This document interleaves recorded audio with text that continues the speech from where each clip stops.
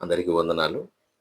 పౌలు గారు తిమోతి గారికి రాసినటువంటి రెండో పత్రిక 4 అధ్యాయం 2 వచనంలో, తిమోతి వాక్యము ప్రకటింపుము, సమయమందును అసమయమందును ప్రయాసపడము, సంపూర్ణ దీర్ఘశాంతముతో ఉపదేశించుచు, ఖండించుచు ఖండించుము, గద్దించుము, బుద్ధి చెప్పుము.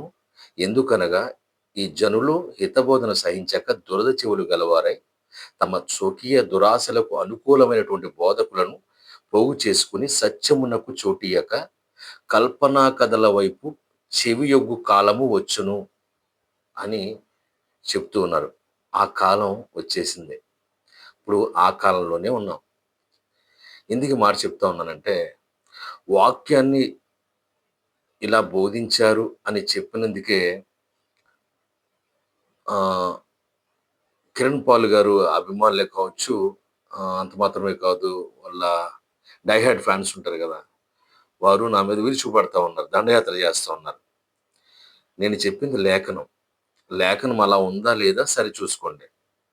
ఇప్పుడు సత్యముతో దేవుణ్ణి ఆరాధించవలసిన మనము బోధకుల్ని ఆరాధిస్తా ఉన్నాం.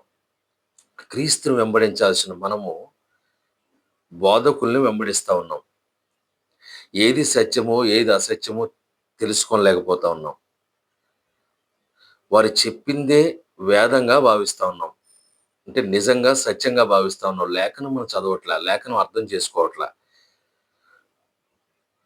ఒక్క బైబిల్‌నే ప్రామాణికంగా తీసుకోవాలి. వాక్యానికి అటుగాని, ఇటుగాని మరలితే ఎవరైనా ఒకటే. ఇంకోటి, బైబిల్ ముందు, వాక్యం ముందు అందరూ సమానమే. నా నా నాకు కామెంట్లు పెడతా ఉన్నారు. ఏమనంటే, "నువ్వు సరిపోవు. కిరణ్ పాల్ గారితో మాట్లాడి నువ్వు సరిపోవు" అని చాలామంది మాట్లాడుతా ఉన్నారు. ఇందులో సరిపోవడానికి ఏమి లేదు. నాకు ఆయనకేం పాత కక్షలేమి లేవు. కానీ లేఖనం అలా ఉందని చెప్పాను. దానికి అనుగుణంగా మాట్లాడండి. లేఖనం అలా లేదని నిరూపించగలిగితే నేను మాట్లాడను. ఇంకోటి, మీరు సరిపోరని మాట్లాడుతున్నారు. ఎవరెవరితో నేను వేరే చేసుకోవట్లేదు. నేను గొప్ప వాళ్ళని లేదు. నా వ్యూస్ కోసం కూడా కాదు. లేఖనం గురించి చెప్తా ఉన్నానంతే. అది గమనించగలరు. నన్ను పెద్దోడిని చేయొద్దు. మీరే చేస్తా ఉన్నారు పెద్దోడిని. నాకు దేవుడు ప్రేరేపణ కలిగింది కాబట్టి నేను ఆ విషయాన్ని చెప్పాను. అది. అది చెప్పాలని మీ ముందుకొచ్చాను. వందనాలు.